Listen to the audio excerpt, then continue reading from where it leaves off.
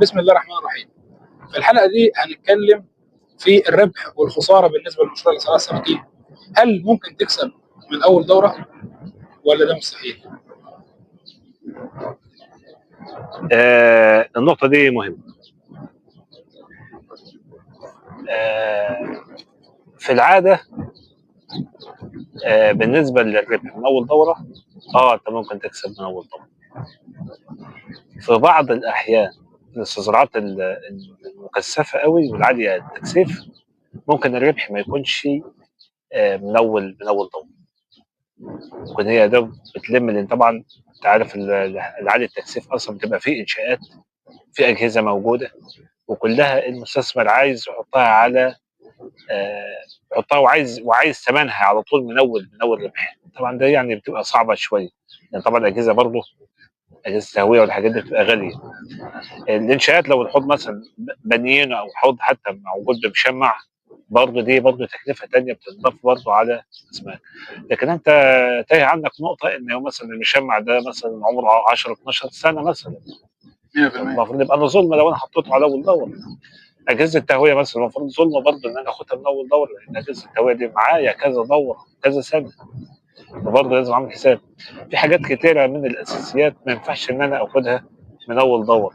لكن مشكله راس المال ان هو دايما المستثمر دايما بيحسبها وان هو دفع مبلغ كبير وبتاع الكلام ده. لكن لا، لكن بالنسبه للاستزراع العادي او شبه مكثف، لا، دي الربح على طول من اول سنه، لان هو ما حطش اجهزه، ما تكثيف مش عالي، الارض بتبقى ارض عاديه، الشغل عليها عادي، فالربح بيبقى كله موجود ومحسوب، فممكن تكسب من اول ربح اول دور عادي. لا، وكمان في حاجه، في نقطه لازم المستثمر يكون فاهمها، وده انا بوضحها دايما للمستثمرين.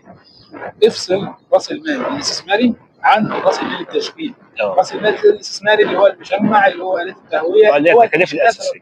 التكاليف الاساسيه بقول له اعمل ايه؟ بقول له انت دلوقتي بالنسبه لك مثلا المشمع ضمانه 10 سنين، لا وكمان مكمل معاك 15 سنه لو انت حافظت عليه. فبالتالي احنا لما بنيجي نحسب ثمنه، لا بنعمل ايه؟ بنقول مثلا ولنقل هو كلفنا مليون جنيه. المليون جنيه ده احنا مش هناخده من اول دوره، هنعمل ايه؟ هنقول على 10 سنين، فبالتالي ناخد من ارباح كل سنه 100,000 بس للتكلفه الاستثماريه. او انك تعمل طبعا ايه؟ انك تاخد التكلفه الاستثماريه كلها من ربح اول دوره، ويبقى انت بالنسبه لك اول دوره كلها حطيتها في الانشاءات، وبعد كده بالنسبه لك الربح صافي. بس الافضل انك تعمل كده، انك تقسم التكلفه الاستثماريه اللي انت حطيتها في المشروع بتاعك على 10 سنين، بحيث ان يبقى كل سنه بيتسحب منها جزء، وافصلها عن التكاليف التشغيليه اللي هي بتحتاجها كل سنه لتشغيل المشروع. مظبوط الكلام. يبقى لازم هنا نفصل بين التكاليف الاساسيه والتكاليف المتغيره. المتغيره اللي هي بتاعت التشغيل، ثمن الزبيعه، ثمن العلف، ثمن التشغيل، ثمن اللي هو الطاقه اللي احنا بنستعملها للاجهزه، سواء كانت كهرباء او ديزل او غيره او زيوت او الكلام ده كله، كل دي اسمها تكاليف متغيره، ودي هتعمل. لكن الاساسيات لا، لازم تتقسم على اكثر من مده، لان هي اصلا موجوده لها عمر، لازم تتقسم على عمرها الموجود، عمر التشغيل على حسب هتهلك في كام سنه تبدا تقسم. مظبوط كده. طب خلينا برضو نتكلم ازاي يكون في مكسب في اول دوره بالنسبه للتكليف، يعني ازاي هو يسيستم اداريا وماليا شغله بحيث ان هو يكسب في اول دوره. هل هو كمستثمر مبتدئ يعمل الشغل المكثف ده اللي بيحتاج تكاليف استثماريه كتير ويعني يعمل التكاليف دي كلها في الارض بتاعته ويكلف على اساس ان بعد كده لا، على مدار 10 سنين هعوض الربحيه، ولا يعمل نظام شبه مكثف ويشتغل ان هو يروح مثلا يأجر حته ارض زي الارض اللي قدام ديت ويبدا يشتغل على طول، وبالنسبه له ساعتها هتبقى كلها تكاليف تشغيليه ما فيهاش تكاليف استثماريه. انت تنصح بده ولا ده؟ والله انا انصح المستثمر اللي امكانياته عاليه ان هو يعمل حساب حاجه زي، لكن المستثمر اللي هو متوسط او امكانياته او برضه يعني محدوده، ان انا انصحه ان هو يعمل حسابه ان هو يعمل الانظمه، او احنا ممكن نعمل له الانظمه اللي هي تكسبه ارباح كل دوره على طول. فما يعتمدش على ان هو استثمار طويل الاجل. الاستثمار طويل الاجل ينفع مع المستثمر اللي هو امكانياته كويسه ده عايز استثمار طويل وعلى مدى طويل. يبقى لو عمل انشاءات كتيره هتفضل معاه سنين طويله اصلا.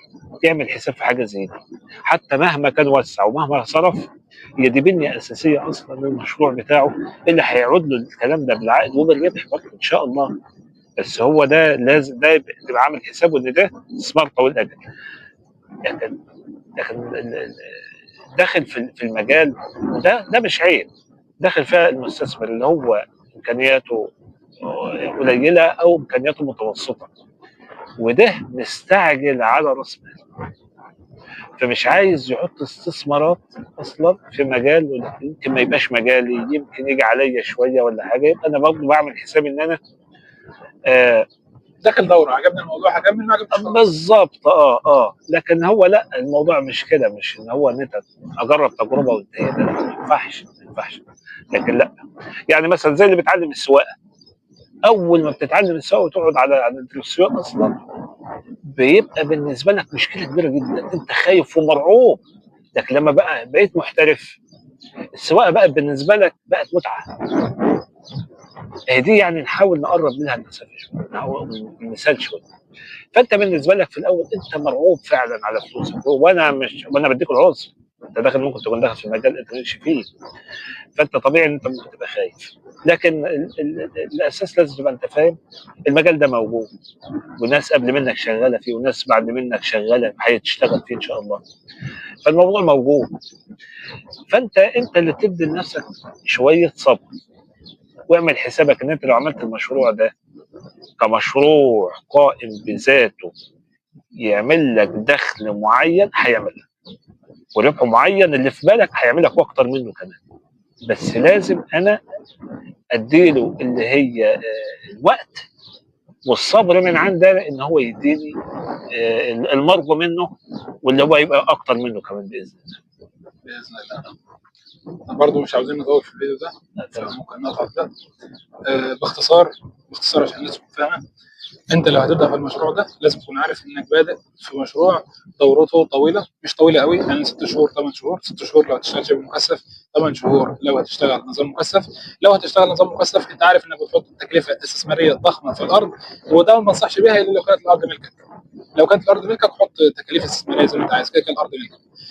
فساعتها التكلفه الاستثماريه مش هتتردد من اول دوره، ممكن تحسبها على مدار، تشوف الانشاءات عندك هيكون الهالك فيها بعد كام سنه. تقدر مثلا بعد ولنقل 7 سنين 10 سنين هتقسمهم على راس المال الاستثماري، يطلع لك جزء هتخصمه من الارباح كل سنه كتكلفه استثماريه انت حاططها في المشروع. لو هتبدا في النظام شبه المكثف في الاراضي المفتوحه، هتاجر زي الاراضي اللي قدامنا دي اراضي استزراع شبه مكثف. بتبدا تاجر الارض وتكون الارض جاهزه، عباره عن عواد جاهزه، بتبدا تشتغل. ده ساعتها مش هيكون في تكاليف استثماريه، فبالتالي ربحيتك من اول دوره موجوده، لان كل التكاليف اللي تحت تكاليف تشغيليه هيكون قصادها ايرادات وارباح. ده باختصار.